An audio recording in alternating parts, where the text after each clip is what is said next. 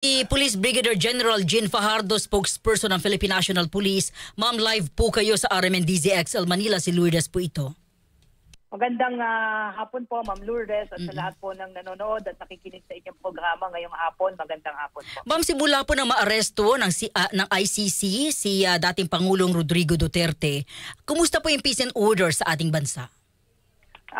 So far naman po, Ma'am, ay generally peaceful naman po tayo nationwide at patungkol naman po doon sa mga naging rally po ng mga nagdaang araw po ay naging generally peaceful naman at wala po tayong naitala na anumang major untoward incidents po. Wala ho bang threat, Ma'am, like mag-aaklas yung isang grupo? Wala ho bang mga threat na may gaganti?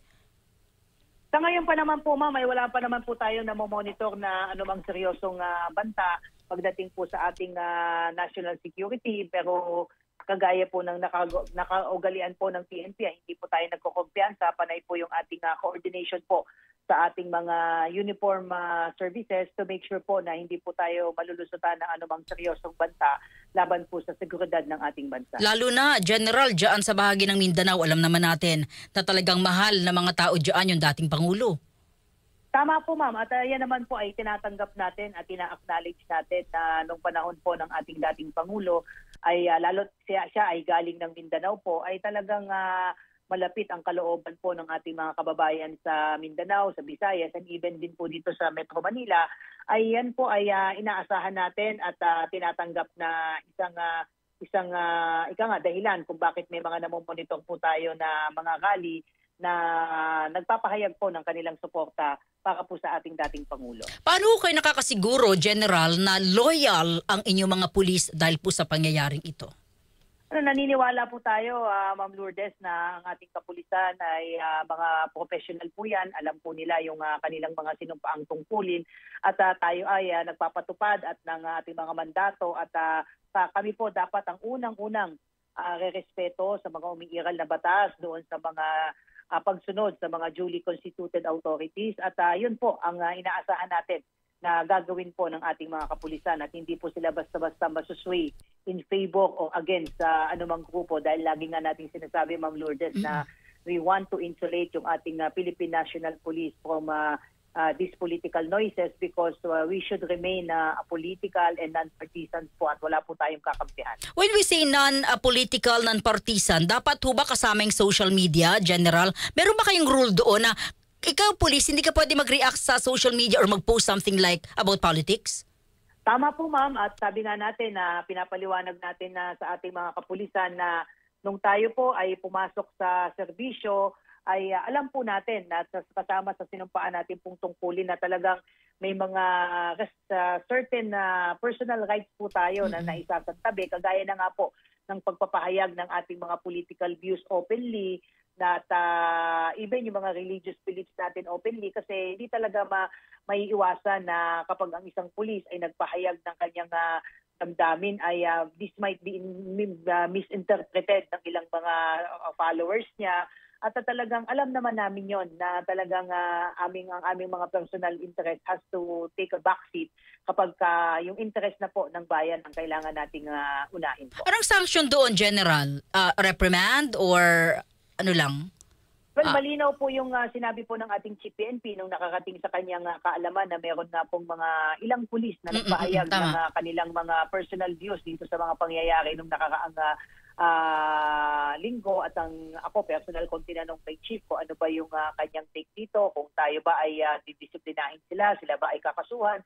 Ang sabi ng ating Chief PNP noon, we don't need to discipline them but more importantly, ang dapat gawin ng mga field commanders ay palalahanan yung ating mga pulis na meron tayong mga existing policy at meron tayong sinusunod at inoobserbahan ng mga ethical standards and norms, especially yung pagdating sa paggamit at pag-ere po ng mga personal views, lalong-lalo na po sa social media. So bilang ama po ng Philippine National Police, yun po yung guidance po ng ating CPNP na palalahanan yung ating mga pulis at kaming mga commanders, yun naman po yung ginawa po natin at pinalalahanan yung ating mga kapulisan po.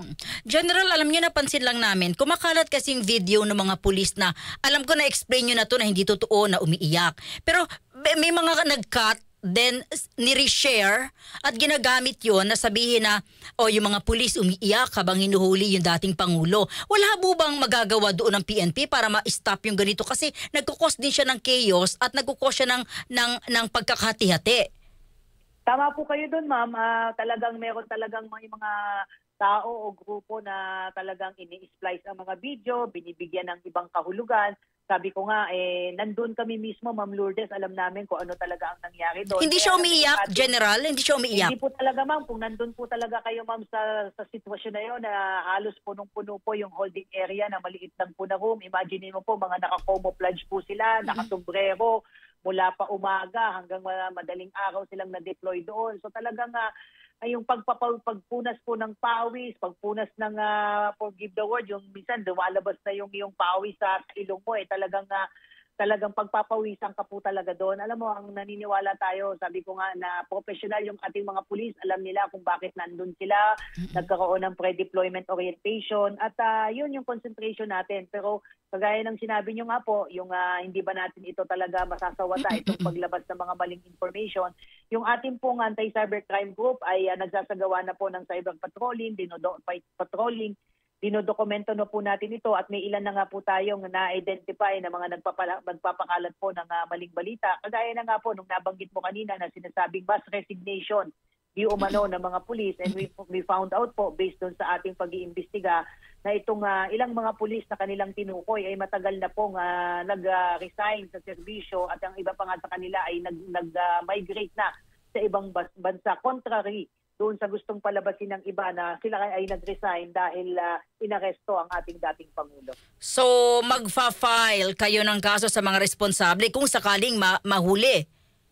Ma-identify, dinodocument na po yan, Ma'am Lourdes, at hayaan natin ang AACG at na magkalap po ng mga ebidensya para suportahan po yung mga posibleng isasampa po nating kaso sa kanila po. General, kumusta ho yung security ni dating Pangulong Duterte? Well, wala po tayong information po dyan. Ang lahat po ay alam natin na nandoon na po siya sa loob po ng detention facility. But I suppose na maganda po yung security po doon na hindi naman po napapabayaan po yung ating dating Pangulo. What I mean, ma'am, yung security detailed kay Pangulong Duterte, kasi nakita natin sa video na pinalayo siya, and I think kakasuhan ba siya for obstruction of justice? Hindi naman po, ma'am. Sabi nga natin, nire-respeto natin at ginagalang natin yung dedikasyon sa trabaho ng mga security po ng ating Pangulo, ng dating Pangulo. And for your information, ma'am, yung iba po sa kanila ay mga pulis po na nagsisilbi pa rin pong security sa mga dati nating Pangulo, ay may mga uniform services po yan. At in-explain din po natin sa kanila na kailangan nating ipatupad ang mga batas po ng mga pagkakataon po na yon. At wala po tayong plano na kasuhan pa po sila ng obstruction of justice dahil alam nga natin na ginagawa po nila din yung kanilang trabaho. At the end of the day, sabi nga natin ay mission accomplished po tayo. Ika nga ay naipasa ilalim po sa kustiya po ng Interpol po ang ating dating Pangulo at eventually nga po ay na-turn over po siya sa ICC. Ito na po tayo, lumalaki po at lumalawak yung mga kilos protesta. General, paano po ang inyong ginagawang monitoring dito? Kahapon lang nasa, I don't know, i-correct nyo ako sa numero, ang pinalabas ay nasa 30 to 40,000 etong nagprotesta dyan sa Davao pa lang. Well, yung hayaan natin sa kanila po yun, ma'am, kung yun po yung kanilang estimate. Sa atin po ay iba naman po yung estimate natin diyan. Pero whether tama po sila o kami ang tama pagdating po doon sa estimate, ang importante po ay wala pong nangyaring kaguluhan, pinayagan po silang i-ere yung kanilang mga personal views and political views. On the part of the PNP po, ang lagi nating sinisiguro dyan, regardless whether pro or against the government po ang mga rally, ang mga protesta, ay the same pa rin po yung security coverage na ibibigay po ng PNP dahil naandyan po ang PNP para siguro din magiging generally peaceful at maayos po yung mga ginagawa pong mga protesta. Dahil yan naman po ay part po ng kanilang Bill of Rights po na magpahayag po ng sentimiento laban o pabor po sa gobyerno. Kahit po against kay Pangulong Marcos at magkaklas tayo, wala bang ano yon? Wala bang violation yan, General? Well, yun dyan sa sinasabi mo, ma'am, kung ang gagawin po nila ay yung pagtatawag na ng pag-aaklas, pagtatawag na ibagsak ang ating gobyerno, ay papag-aralan natin yan. Baka bordering on inciting to sedition na po yan. Pero hanggat maaari po, ay alam po natin na mainit ang mga pahayag po ngayon at yan po ay nare-respeto on the part na ng ating PNP, ay namomonitor naman po natin yan, dinodokumento po natin yan. Pero kung sa tingin natin ay meron na pong nalalabag na batas, ay dyan po papasok po yung ating law enforcement functions na kailangan po nating magsampa ng kaso. Pero kung yan naman po ay hindi naman talaga saklaw ng mga umiiral po nating batas, lalong-lalo na nga po yung mga inciting to sedition, ay hayaan po natin na magpahayag po ng kanilang damdamin ng ating mga kababayan dahil parte po yan ng kanilang kakapatan. Ano po yung mensahe, General, sa mga kababayan natin na magsasagawa pa ng mga kilos protesta? Dapat paalalahanan, ano po yung mga dapat nilang alamin upang hindi po sila makalabag sa ating batas, General? Yes po, ma'am. As a matter of, as a general rule po, ma'am, kapag sino man o individual man o grupo na nais magsagawa po ng rally outside of the Freedom Park, ay kailangan po silang kumuha po ng permit doon po sa mga LGU kung saan po nilang mga lugar gagawin yan. At mas maganda rin po, ma'am, nagkaroon din po sila ng prior coordination po sa kapulisan, sa LGUs para ma-manage din po natin. Lalong-lalo na po kung magkakaroon po sila ng pagbamarcha, magkakaroon po sila ng motorcade para maalalayan din po natin sila, ma-manage, makontrol po natin yung daloy ng trapiko dahil bagamat nire-respeto po natin yung kanilang karapatan ay kailangan din naman natin na intindihin at alalahanin din yung karapatan din ng iba nating mamamayan. So other than that po, ang lagi nating bilin, maximum tolerance po tayo at hindi tayo makikipag-away sa mga grupo na nagnanais na mag-rally po. At ang commitment po ng mga pulis, whether sabi nga natin against yan sa gobyerno o pabor yan, ay the same pa rin po yung ibibigay nating serbisyo para sa lahat. Okay lang mura-murahin ng pulis, General?